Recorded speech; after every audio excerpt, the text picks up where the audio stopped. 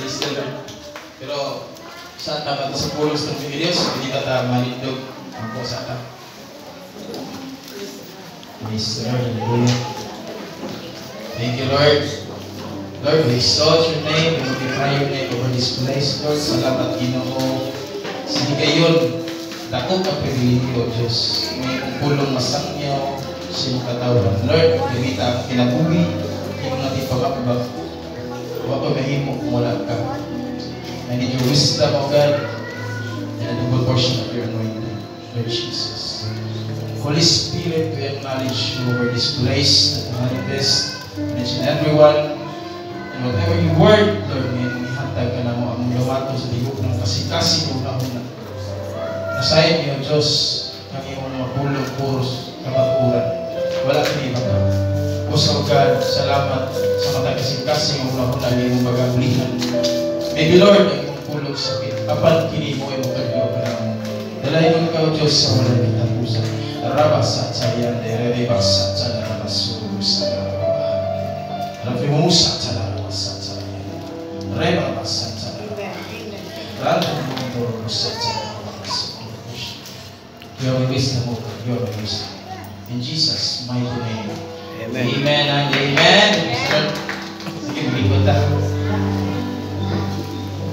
Katawag sa ako ang ibati yan. Okay, kung Miyerkules pa man Miyerkules na I send ni sa kasi pastor ba. Tapos, kami hukunsa lang. Ipagpasa ako nga siya nga, nak, ikaw daw magwali kabalo mo sa reaction sa labay na ako silpon. Jesus. Sabi na, halati, paliwan ko lang mo lang, kaya ako sa, sima, masaharagod na. Gusto ko masa. Hallelujah. Kabalo may isuon. Grabe ang grasya sa Ginoo, no? Amen. Wala siya'y wala makatupong. Kung sa lang man ko, sa una, wala pa ko nagsimba, palahugog man ko. Praise the Lord.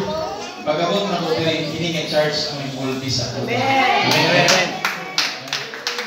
Sa tabot, kung sa charge, kanang giha, kagit may mutang sa Ginoo galit para mahilan yung mga grasya sa Diyos. Amen.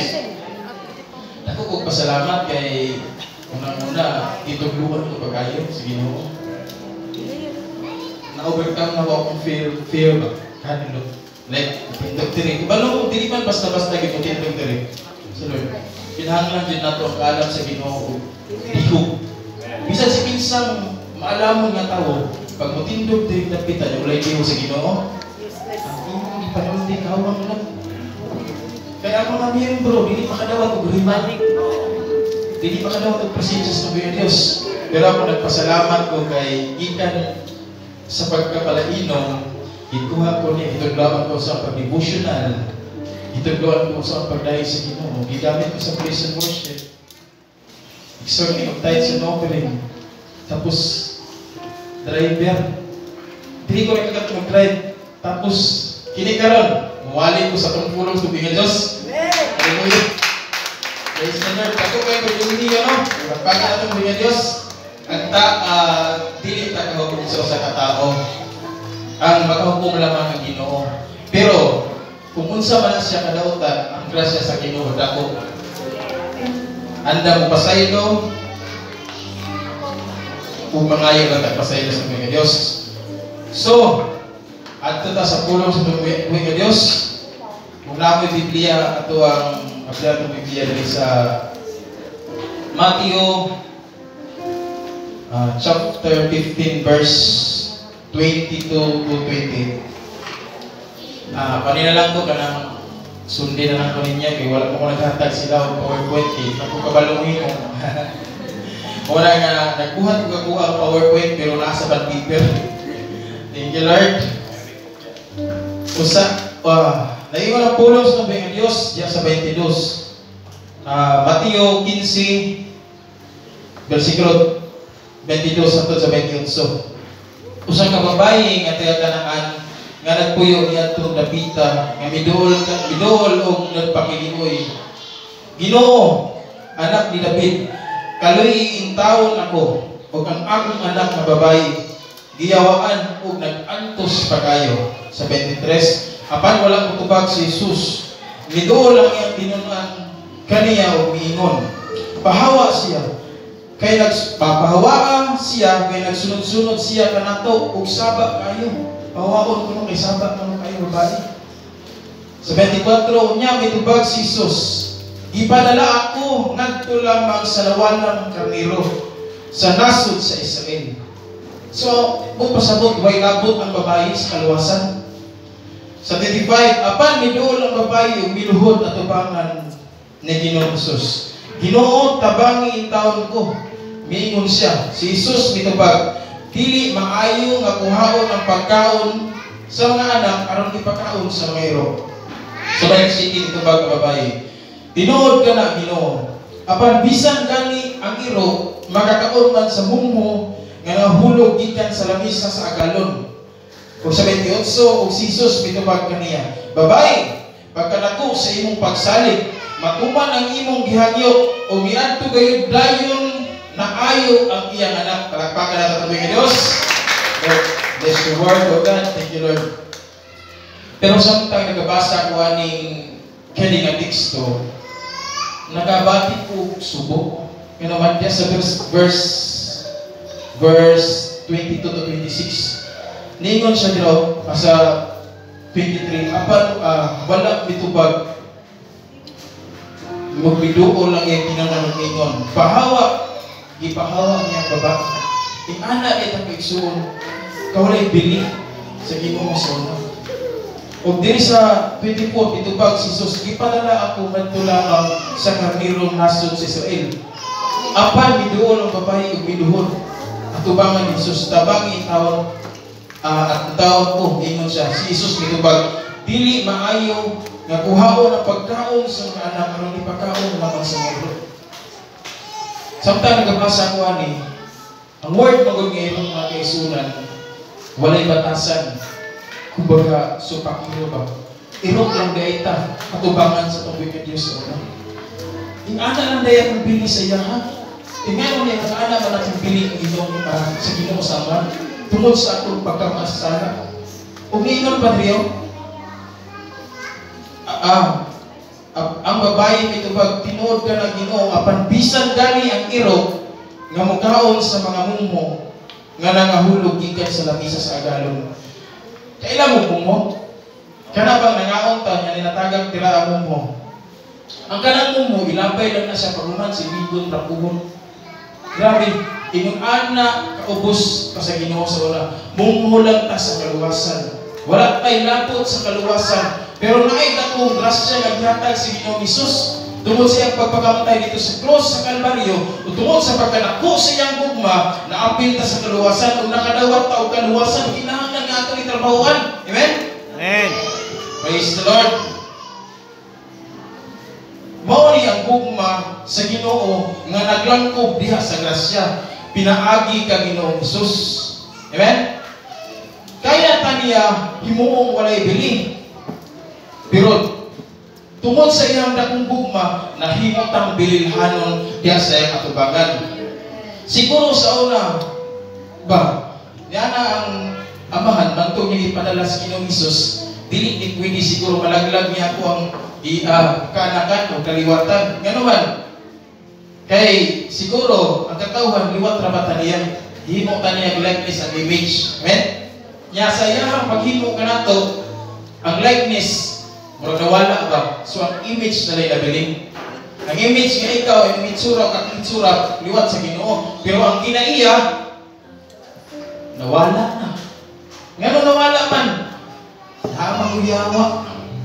Sige, og inject diya sa imong una-una, nga ayaw sige sulod sa Ginoo, kay walay mahimong, wala magyapon kay kwan. Dili magyapon ka, malipay diha, i-inject sa yawa sa imong una-una nga, dili ka ang ayan, kaya makasasala ka. Muna ipakuan sa yawa sa imo ha. Muna nga, kinahanglan nga kita diri sa kalibutan, mag-amping din ka muna yung pag-una kita magkastuhanon. Amen? Amen. Muna, kinahanglan i-restore nato ang atong likeness. Kaya nga, kinahanglan maliwat ta sa Ginoo. Dili na ito paminaw ng humong sa yawa, dili na ito paminaw ng humong sa dautan nga bahin. Ayaw na igsoon nga dili ka kanyan. Ayaw na igsoon nga gisalikoy ka sa Ginoo. Pero ang grasya sa Ginoo nagpaabot sa atuwa. Dako kayo ang gasa sa grasya nga nagpaabot sa atuwa aron kita muduol kaniya matagaan ta kaluwasan. Praise the Lord. Unsa man day atong buhaton para makuha nato ang grasya. Gabara nga ang Ginoo mutagad sa atuwa. Amen? Amen. Praise the Lord. Naingon diri ang pulong sa bersikulo 27, ang babae mitubag, no? Tinuod ka na Ginoo, apan bisan gani ang mga iro makakaon man sa mga mungmo nga nahulog gikan sa lamisa sa agalon. Kini nga verse isuon nalipay ko ani, nagpakita mo siya og humility. Pagpaubos sa Ginoo. Nya pagsunod nga verse kung si Jesus mitubag kaniya. Pagkadako sa imong pagsalig, matuman ang imong hangyo. Ay, praise the Lord, hallelujah. Kung magpaubos kita sa Ginoo, sa tubangan sa Ginoo, manukmay na dayon ang atong buhi nga Dios. Subok pasabot ang atuan ng pagpaubos diya sa atong buhi nga Dios. Ang iyang gipangayo para kita tagaan niya grasya. Amen? Pero igsoon, dili ang humility dili lang ni pagkaroon lang. Ang humility, panghabang buhay. Kinahanglan nato itrabaho, kinahanglan nato nga lihukon, kinahanglan nga dili mawala, kinahanglan nga ato yung kuptan. Kay mao na ang atuang gikinahanglan para ang Ginoo idisampit nato sa iyaha, dili siya mabaliban nato. Amen? Ug tuwa sa naigsoon ang pagpaubos, kinahanglan ang pagtuo. Ang pagtuig so di kinahanglan jud kay kung dili ka motuo sa imong ipangayo, like aning kanang nga babayi, bituo gid sa tubig nga Dios nga ang iyang anak maayo gyud. Walay pagduha-duha o walay duda. Pero sa igsoon, dili mawala sa itong mga ang mga pagduda o pagduha-duha. Kaya naman, tao na magduda. Iingon pa diri sa Jeremiah chapter 17, verse 9. Ang pulong na ingon, the human heart is the most deceitful of all things, and desperately weak. Who really knows how bad it is? Buot pasabot igsoon ang atong kasing-kasing, grabe kalimpungan yun. Before ta maka-desisyon, ang atong kasing-kasing mao'y gubati. Kung kasi pagbati sa imong kasing-kasing, mao po na mo come up sa imong desisyon. So ang pinganan kayo, ano pa siya? Desperately weak. Huyang ba? Dali ra kayo tawag ni matintal. Kunya, who really knows kinsa pa doy nakabalong sa pagkadautan sa mong kasing-kasing. That's why before we make a decision, it was your heart. Imuha yung kasing-kasing. Nga mo unag pagbati, kanang batiyon ka kaluya, batiyon ka walay gana, and then unsa na dibati sa imong kasing-kasing, mo na ibuka sa imong baba. So, ang babae ningtuo og gisalig sa walay duda. So, unsa man ang imuhang giagian karon nga bukid o kagubot o kasamok sa imong kinabuhi, walay imposible sa tubuhi nga Dios. Iduol lang natin sa tubuhi nga Dios. Ug katuwa lang tagaan igsoon og pagtuo ug pagpaubos. Gani gipakita igsoon ang kadako sa gasa sa grasya. Pinaagi ka Ginoong Hesus ngari kanato. It was the gift of grace, no? Through Jesus Christ. Nga tungod ana walay imposible nga butang na dili kayang himuon sa atong buhi nga Dios. Unsa man ang imong kahimtang, kalisod, problema, bukid sa kinabuhi, mga tunog, mga pagsulay nga dili nimo kaya iduol sa atong buhi nga Dios, lughi, iampo sa buhi nga Dios o kanang-kanang mga butang pinaagi siyang dakong grasya, tagaan niya katubagan ang imong mga problema. Amen. Ang ato lang buhatan igsoon is kinahanglan lang nato magpaubos. Ipaubos nato atong kagalingon, atong ilon ang atong buhi nga Dios nga He is the King of Kings sa atong kinabuhi. Siya atong Dios nga tigpanalipod, tighatag, siya atong Dios nga malaluyon. Atong i-magnify ang Ginoo, dili ang atong kagalingon ang atong i-magnify. Kinahanglan nga atong ipaubos ang atong mga kagalingon sa atong buhi nga Dios, dili sa mga tao ipaubos ang imong kagalingon. Apan sa atong buhi nga Dios, atong ipaubos ang atong mga kagalingon. Pinaagi sa pagpaubos igsoon, kinahanglan nga motuo kita sa tanang panahon, lusali kita sa tanang panahon. Kay walay pulos ang mga butang nga atong ipanghimo, bisan pa man gani ang atong pagpaubos kung wala tay pagtuo niya sa atong buhi nga Dios. Amen? Praise the Lord. So, mao to igsoon, pinaagi sa dakong grasya ang anak sa babae na ayo diha dayon. Nawala ang iyang nayawaan ba ang iyang anak. So pinaagi sa grasya, sa kasa sa grasya sa tungbuhi ng Diyos sa Ginoong Jesucristo na ayo ang babae. Amen? So magsugod na tayo sa atuang pag-isgutan karon. Mao ang di pa to mao traduction pa to. Pero mao gyud ato ang isgutan karon ison. Ang title is Gift of Grace. Gift of Grace. Mao to unsa man kadako ang gasa sa grasya. Amen? In Ephesians chapter 2 verse 8, for by grace you have been saved through faith, and it is not your own doing, it is the gift of God. Naman pinailan nga gift of grace, pero namaligya ko sila gibulto. Pero wala na ito gidaotan. Pero ang ita, nagwalit at diriya sa matulog nga grasya sa Ginoo. Amen? We are saved by grace because Jesus died on the cross. So grace is Jesus. Ang grasya mo si Ginoong Hesus. Wala ta na save, pinaagi sa itong kamaayo. Wala ta na save, pinaagi sa itong maayong buhat. Or, unsa kamaayo din sa kalibutan, wala. Na-save tayo isoon, pinaagi sa grasya sa Ginoo. Grasya ta sa amahan. Kaya nga naman, higugma ta niya pag-ayo. Wala ginakong ginaingon, kung wala pa lang ang hugma sa amahan, sigurado yun nga, wala tayo kaluwasan. Pero maunang higugma ta sa amahan, bisag wala ta na higugma niya, so meaning, ang pasihan sa itong kaluwasan, dili ang atong hugma sa iya. Amen? Kundi ang hugma sa Ginoo, pinaka hugma sa Ginoo, kanato. Ang ato lang buhaton is mo response sa iyang nakagugma. Amen? So na ko igiandang diri igsoon nga tulo ka klase sa gift of grace, no? Nga atong paghisgutan. Siguro kani igsoon kini perminti na ninyo ni madunggan, dili ni bago sa inyong pagtunog, pero i-allow ni sa Ginoo nga i-preach ni karong tanan sa kauntagon para ma-remind ta. Yan naman, yung tao kinahanglan sa reminders. Dali na kayo makalimot. Sometimes gani, ikan na diri sa simbahan, nagwali na ipulong nga Diyos, paguli sa balay, nalintan na. Ana man, reality man ta. Ang uban, isimba, isunod sa simbahan. Kutob na sa simbahan ang nakatunan. Paguli sa balay, lahi na himo. Look, ikson, sakit ang pulong sa Ginoo, pero mo niya kamakuuran. Ang ginahingon na ito, dariya, kining gift of grace, dili lang sa simbahan may tapo. Dapat makinabuhi ni nato permi. Wala ko nagingon nga himo na tong perpekto na tong kagalingon. Di wala may perpekto na to. Pero dapat nagdepende ang atong kagalingon sa atong buhi nga Dios. That we acknowledge nga apart from Him we are nothing.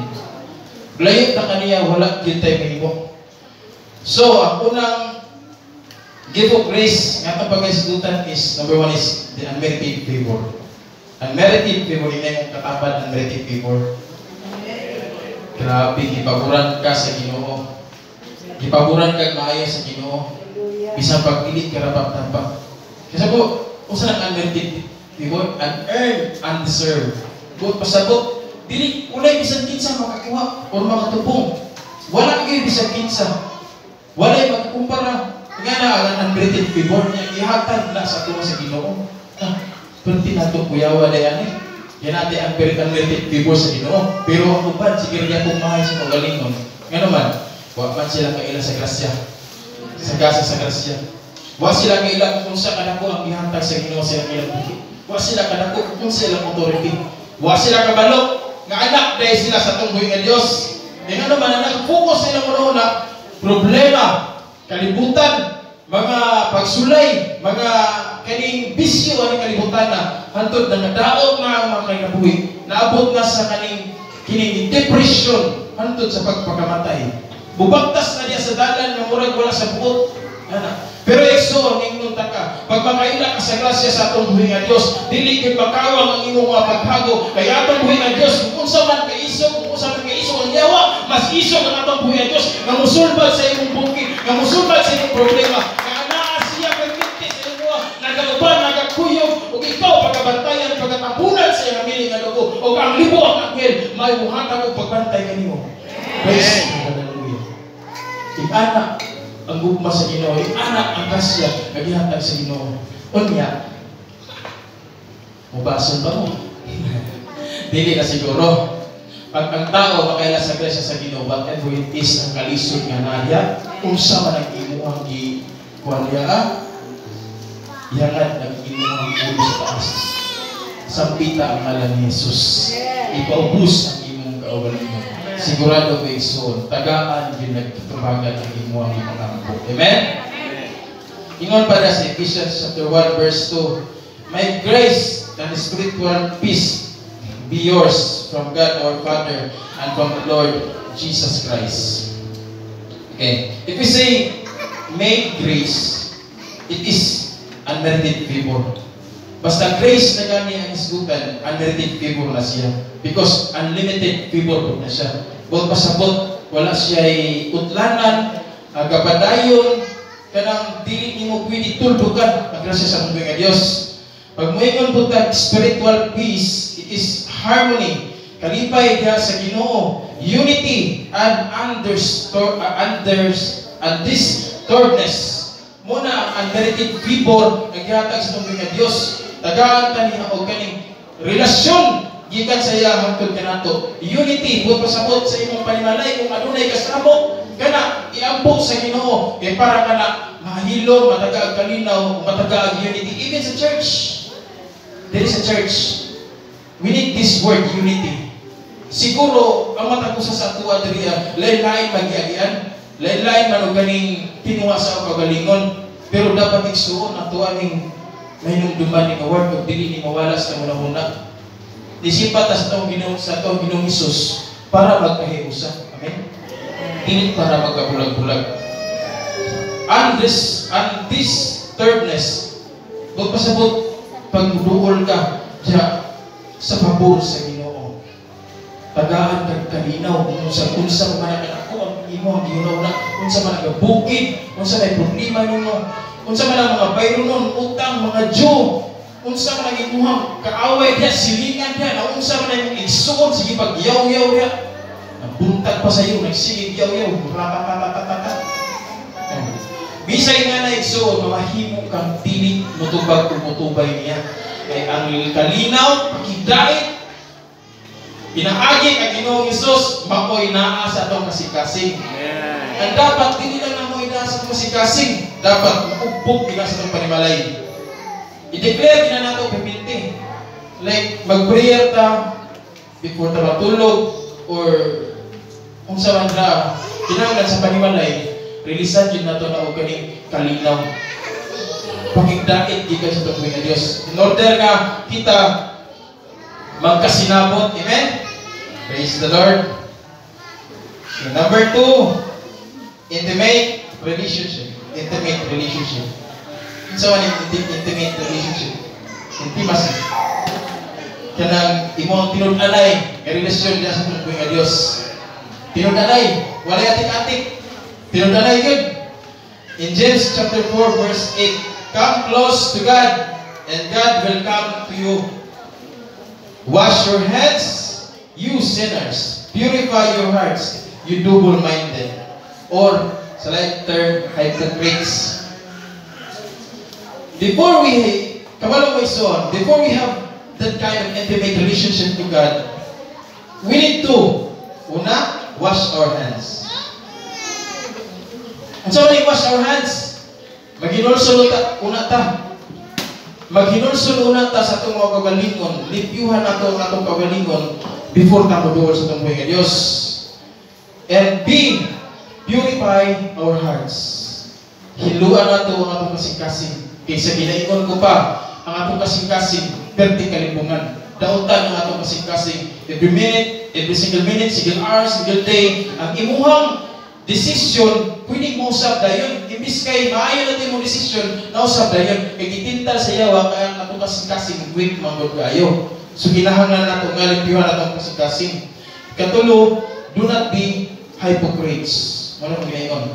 Dili ta kinahanglan magpakaroon imnon. Kanang isimba bitaw ta. Yan pagkabuto ng simbahan, ipakita na ito sa mga membros, mga kaubas, ng pastor nga, grabe. Grabe yun. At huwag paubos ito kagalingon. Kaya nakita din nila, grabe ni si brother ni Jilan. Paubos magmaayo. Maayo kayo ni siya ba? Kaya niya ba? Nakitaan sa mga mata sa imong magkauban na maayo ka. Pero pag uli ni mo sa imong balay, wala na ito ni mong ibuhat. Muna pagpakaroon nun. Ang Ginoo nag-ingon, dili kinahanglan magpakaroon nun ta sa iyang atubangan. Kinahanglan sa Ginoo ang maayo, ang tamang kasing-kasing nga serve sa iya, musimba sa iya. Kinahanglan sa Ginoo nga dili nato i-fake, no? Ang ato relasyon diya sa iya para makabatud ang intimate relationship. Kinahanglan nga dili nato aktikon ang atong buhi nga Dios. Amen. Praise God. Ingon pa diha sa Revelation chapter 2 verse 2, nailag ko ang imong mabuhat ug ang imong kahago ug ang imong pagpangilog ug nga dili ka makaanto sa daotang mga tawo ug nga gisulayan mo ang ngalan sa ilang kaugalingong apostol ang nagangalan sa ilang kaugalingong apostoles apan dili mandiay ug nahingkaplagan mo sila nga mga bakakon. Kita niyo puro sa Ginoo sa Revelation chapter 2 verse 2, hikaplagan mo na yung mga bakakon, mga taong tigpakaroon ng Ginoo. Wala kinahanglan dili sa tao nato ipakita ang tinuod anay kundi sa Ginoo lang Dios. Palakpakan nato ang Diyos. Dili sa tao igsoon, kay makawang ang tanan, kinahanglan mo ipakita ka og tinuod nga intimate nga relasyon sa Ginoo sa iya mismo. Bisan pa man kami wala kabalo sa imong kasing-kasing, pero hinumdumi ang imong gibuhat nga maayo, nasayod ang Ginoo unsa kadako ang bugma nimo para sa iya. Amen. Amen. Ingon pa niya sa Matthew chapter 5 verse 8, blessed are the pure heart, for they shall see God. Oh, pure heart, for they shall see God. Subot pasabot, dili na to pwede fake ang atong relasyon sa Panginoon ng Diyos. Blessed are the pure heart, for they shall see God. So, it's all, ang atong kasing-kasing dapat pure na siya. Bukod pasabot ng pure, way halo. Kung mga pimo, pure kape. Naiuban man yung kinahaluan o mga creamy. So, bukod pasabot, kinahanglan, pure lang Diyo. Isa lang yung kabuok, walay halo. Bukod pasabot, kung nagsimba ka sa atong buhay nga Diyos lang yun ang imong isimba. Dili ka mo simba sa imong kwarta, dili ka mo simba sa ubang mga nagbuhat-buhat ng Diyos, dili isbahon imong trabaho. Ang imong simbahon ang ato lang yung buhay nga Diyos. Amen. Praise the Lord. Kaya watay laing ituboy ng ngalan, ihangalan lamang. Amen. Praise God. Number 3 is salvation. Money. Number 3, gift of grace is salvation. Mo ni pinakadagong gasa nga gibuhat sa tuboy nga Dios dito sa cross sa Kalbaryo. He is our Redeemer, no? Gilugat ta sa atong mga kasalanan, kasaypanan. Even kita dapat ang balansang dito sa cross sa Kalbaryo because of the love of Father, hatag din niya iyang anak, bugtong anak. So walay makalabaw, walay makatubong igsuon. Kinsa man kalahan nga mahalad sa iyang anak para sa sala sa pagtao. Wala. Ang Ginoo lang giligsoon ang naghatag na atong buhay nga Dios. In Hebrews chapter 2 verse 3, kung saan na ito paglikay sa silot kung dili kita matagan niining dakong kaluwasan. Ang Ginoo mismo mo ay nagbunyag sa mong kaluwasan ug sila nakadungog ug sila nga nakadungog kaniya magpamatuod niini. Ug sila nga nakadungog kaniya magpamatuod niini. Buot pasabot kung kita nga nakadungog na, kita ang mupamatuod sa ibuhat ni Ginoong Jesucristo dito sa cross sa Kalbaryo. Okay? Kung ikaw nga nakadungog sa kaluwasan, padayon, o kayo ng undang, praise the Lord. sa kinabuhi, diya sa kinabuhi mo na katapusan. Igsoon ang atong kaluwasan, dili lang siya temporary o dili lang siya karon lang or musin pa ko karon Domingo sunod dili